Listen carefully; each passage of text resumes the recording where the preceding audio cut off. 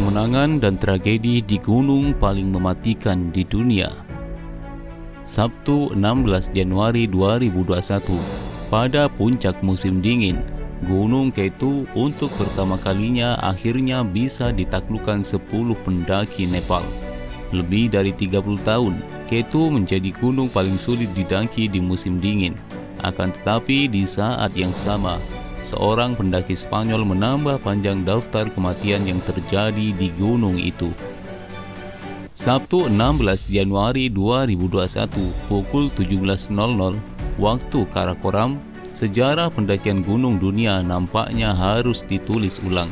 Sore itu, 10 pendaki gunung terbaik dari Nepal yang umumnya disebut Sherpa karena profesi mereka, berhasil menjejakkan kaki di puncak Gunung K2 sebagai Winter First Ascent.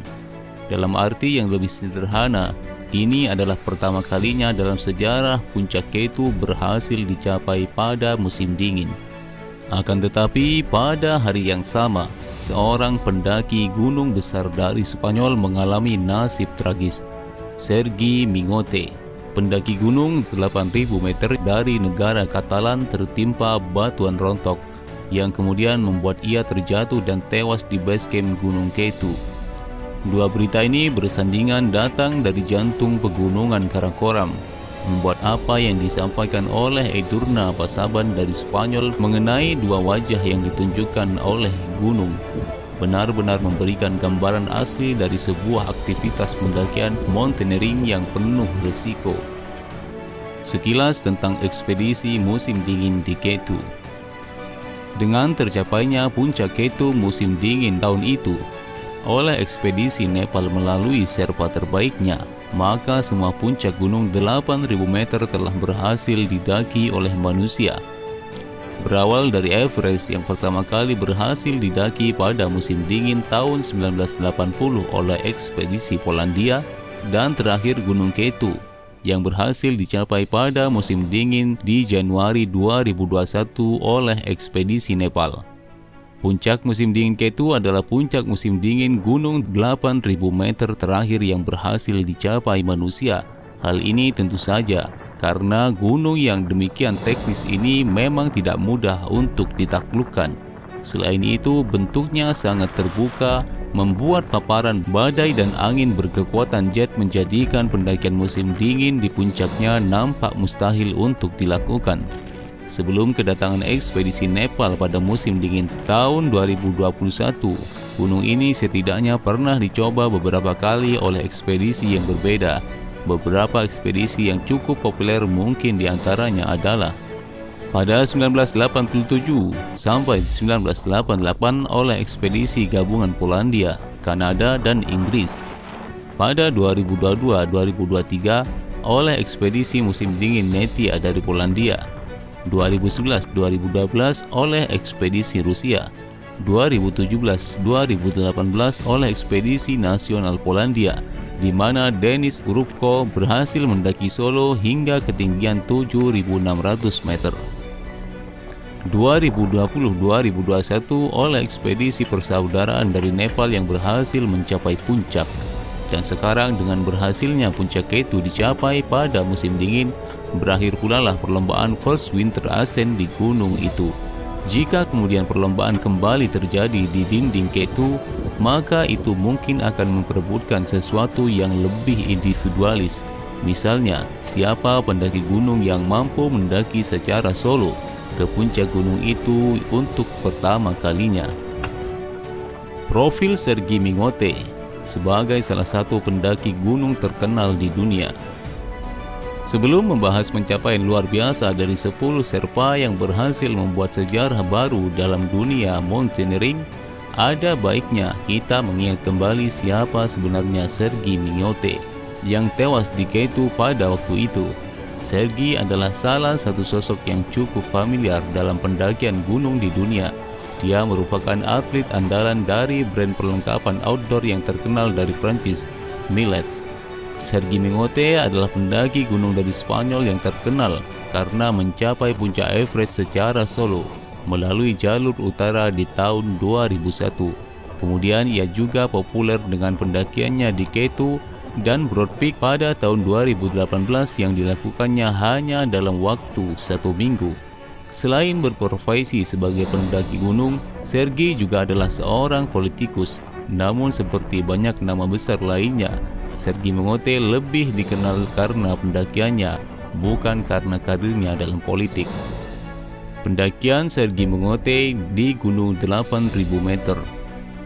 Gunung 8.000 meter pertama yang dicapai Sergei Mengote adalah Cho Oyu. Gunung ini berhasil dipuncaki Sergei pada 1998.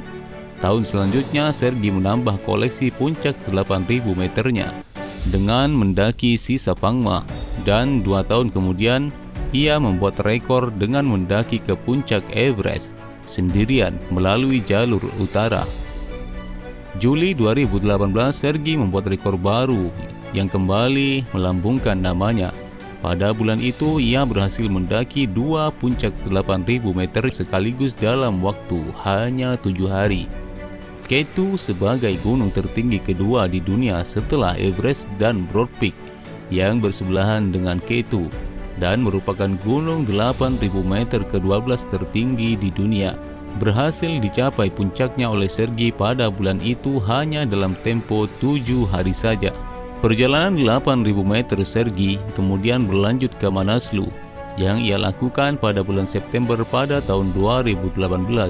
Kemudian pada tahun 2019 pencapaian ini digandakan lagi oleh Sergei dengan berhasil mendaki 4 puncak gunung 8.000 meter yang lainnya, yakni Lhotse, gunung tertinggi keempat di dunia, Nanga Parbat, si gunung pembunuh, Kasetrum 2, dan juga Dhaulagiri. Kematian Sergei Mengote di Gunung K2. Tahun 2021, Sergei Mengote kembali ke Gunung K2 untuk berpartisipasi dalam pendakian musim dingin yang belum terpecahkan. Beberapa hari sebelumnya setelah mencapai Camp 3 bersama Juan Pablo Mordi dari Chile, badai dan cuaca buruk memaksa Sergei dan timnya turun kembali ke base camp. Setelah sempat bermalam di base camp 3 dan berhasil juga turun hingga base camp 1, malang menimpa Sergei saat turun camp 1. Ia terjatuh dengan sangat fatal dan jauh hingga mencapai Advent Base Camp. Belum ada informasi detail mengenai kronologinya, namun pertolongan yang diupayakan untuk menyelamatkan nyawa Sergei Mengote berakhir dengan kegagalan. Kabar terakhir yang dirilis dari akun Facebook Karim Sahnizari menyebutkan bahwa 2 perwira helikopter telah mengupayakan penyelamatan dan menjemput Sergei Mengote dalam kondisinya yang terakhir. Beberapa potensi kontroversi Winter First Ascent K2. Keberhasilan para pendaki gunung Nepal dalam ekspedisi musim dingin di K2 meskipun memberikan kesan sangat luar biasa, namun jika melihat berita yang beredar, tetap akan menimbulkan beberapa spekulasi dan mungkin juga kontroversi. Tema paling umum yang paling mungkin untuk diperdebatkan adalah tentang penggunaan tabung oksigen dalam ekspedisi tersebut. Beberapa orang pendaki menganggap bahwa mendaki gunung dengan tabung oksigen adalah sesuatu yang tidak adil kepada alam dan tidak benar-benar menunjukkan kualitas aktivitas mountaineering yang murni. Dan atas pertimbangan ini, beberapa di antara mereka bahkan cenderung memandang pencapaian First Winter Ascent di K2 dengan penggunaan tabung oksigen sebagai sesuatu yang tidak bisa diterima. Akan tetapi, ini juga menjadi menarik karena sejak awal para pendaki yang berkontribusi dalam ekspedisi musim dingin di K2 mengatakan bahwa mereka memang akan menggunakan tabung oksigen.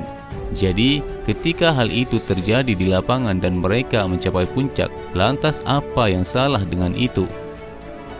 Semakin menarik lagi kemudian bahwa ada juga di antara 10 Sherpa itu yang ternyata juga tidak menggunakan tabung oksigen dalam pendakian mereka.